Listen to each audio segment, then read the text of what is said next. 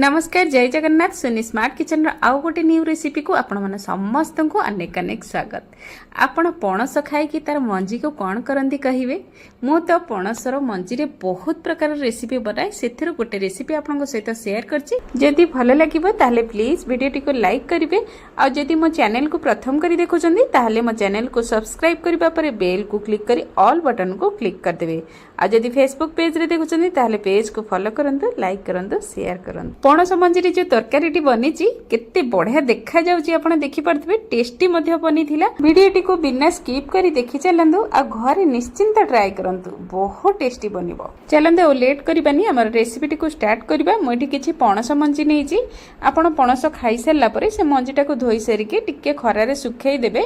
पणस मंजी हल्का सुखी गले काटिबा को सुविधा हबा ता चोपा मध्ये बहुत क्लीन भाबरे बाहरी जिवो। जदि आपण ओदा रही कि बा पणसरो बाहर करिकि संगे संगे काटुचंदी ताले भल भाबरे काटी हबनी। पणस मंजी को मुझे सुखई देती देखो आमर ये पणस मंजी सुखी जाइए काटा को किसी असुविधा हेनी। देखो मुझे केमती काटुची केते बढ़िया से आमर पणस मंजी काटी हो गला आ मंजी चोपा बढ़िया से आमर क्लीन होके बाहरी गला। सबू पणस मंजी को काटी सारा पर मुझे भल भाव धोईकी गोटे प्लेट रे रखी देखु। एवं चलते नेक्स्ट प्रोसेस को जीवा। पणस मंजी को मुझे कौन कर देखा गोटे प्रेसर कुकर ने से आपण ये पणस मंजी को देवे। तापर आम से स्वाद अनुसार लुण पकेबा। आपड़ जदि पणस मंजी सिझिला समय लुण पकई दौरान ताहले पणस मंजी खाइबा को बहुत टेस्टी लगिबो। एबे आम पणस मंजी को सिझेबा पई एक ग्लास रे मापिकी हाफ ग्लास पानी दबा।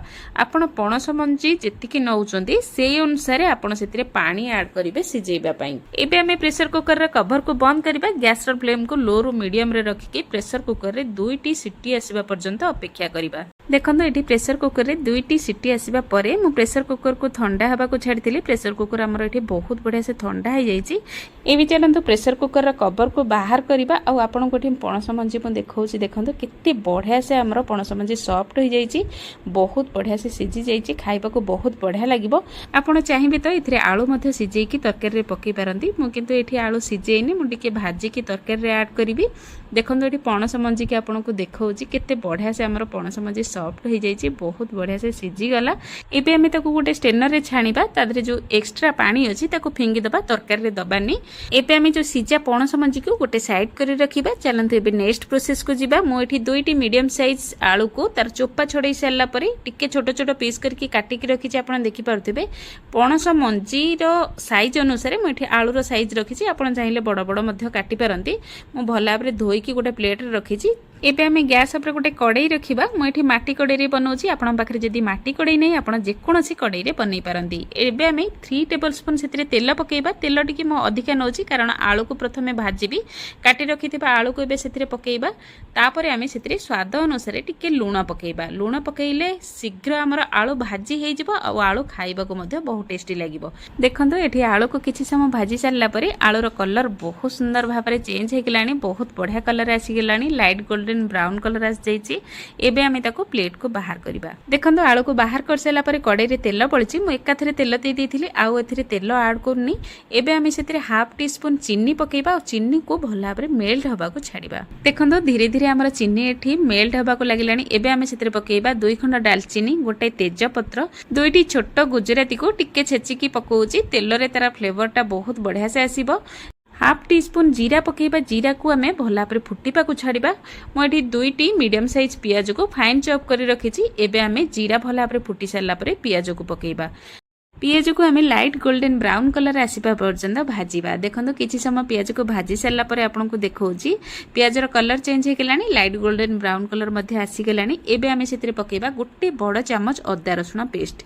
अदा रसुण पेस्ट रो कच्चा स्मेल जिबा पर्यंत ताको मध्ये तेल रे भल्ला भाबरे कसिबा। देखंतु एठी अदा रसुण पेस्ट हमर बहुत बढ़िया से कसी हे गेलानी। एबे आमे सेतिरे पाउडर मसला पकेइबा। हाफ टी स्पून एठी धनिया पाउडर पकेइबा। हाफ टी स्पून जीरा पाउडर पकेइबा। Half teaspoon normal chilli powder पकेइबा। Half teaspoon chicken masala पकेइबा। हाफ टी स्पून हल्दी पाउडर पकेबा और पाउडर मसला सब पकई सारा पर आम तेल भल भाव मिक्स करवा। पाउडर मसला तो आमर भल भाव मिक्स होगा। गोटे बड़ साइज टमाटो को ग्राइंड करके रखी पकेबा। स्वाद अनुसार लुण पकेबा। लुण टिके देखिकी पकेबे कारण जितेबाला आम पणस मंजी सिझे से लुण ऐड करते आते आलू भाजी से लुण पकई से देखिकी लुण पकेबे। एबे आम मसला को भल भाव कषा। किछि समय मसला को कषि सारा पर आपन को देखो देखु मसलार साइड रू तेल छाड़ा स्टार्ट हो गलानी ताने आमर ये मसला बहुत बढ़िया से कषि गलानी। यही समय आम कौन करवा ना 1 टीस्पून से कस्तूरी मेथी पकेबा मसला सहित भल भाव मिक्स करनबा। तापर आम सिझे रखि पणस मंजी को से पकेबा मसला सहित भल भाव मिक्स करके 2 ରୁ 3 मिनिट भल भाव कषा। पणस मंजी को मसला सहित 2 ରୁ 3 मिनिट भल भाव मिक्स कर कषिला एबे आम भाजी रखि आलू को से पकेबा भल भाव मिक्स कर कषा। जदि आप आलू पकेबा चाहूना ताहले आपण खाली पणस मंजी बनै पारती। देखिपे पणस मंजी आलू को कषि सारा पर आमर पणस मंजी आलू केते बढ़िया देखा जाउची। आपण चाहिले एमती कषा बनैकी खाई परिबे। मुझे गोटे ग्लास पानी ऐड करछि। बेसी पानी ऐड करिवेनी तरकारी भल लागिबनी। जुकजाकिया टिके रखिबे भल लागिबो। नहले आपण बिल्कुल पानी देबेनी कषा बनैकी खाइबे ताहाले मध्य बहुत टेस्टी लागिबो।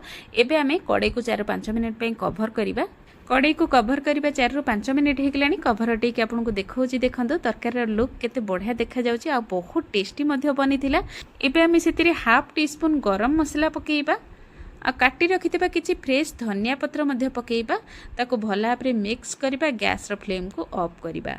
पणस मंजीर तरकारी तो आमर रेडी होगला। सर्व करने पूर्व आम जो खंड डालचीनी तेजपत्र पकईले बाहर करनबा। खाइला समय खंड डालचीनी किंबा तेजपत्र पाटिक लगे तो भल लगे से प्रथम बाहर करने। एबे चलते आम सर्विंग बाउल को ट्रांसफर करवा। आपड़ ये तरकारी को भात रुटी सबुथ खाई पारे बहुत टेस्टी लगे। जदि आपन को ये पणस मंजी तरकारी रेसिपी भल लगी ताहले प्लीज वीडियो को लाइक करूँ फैमिली फ्रेंड को शेयर करूँ। आउ गोटे नुआ रेसिपी सह आपण सहित देखा हे से पर्यंत विदाय दियंतु। नमस्कार। जय जगन्नाथ।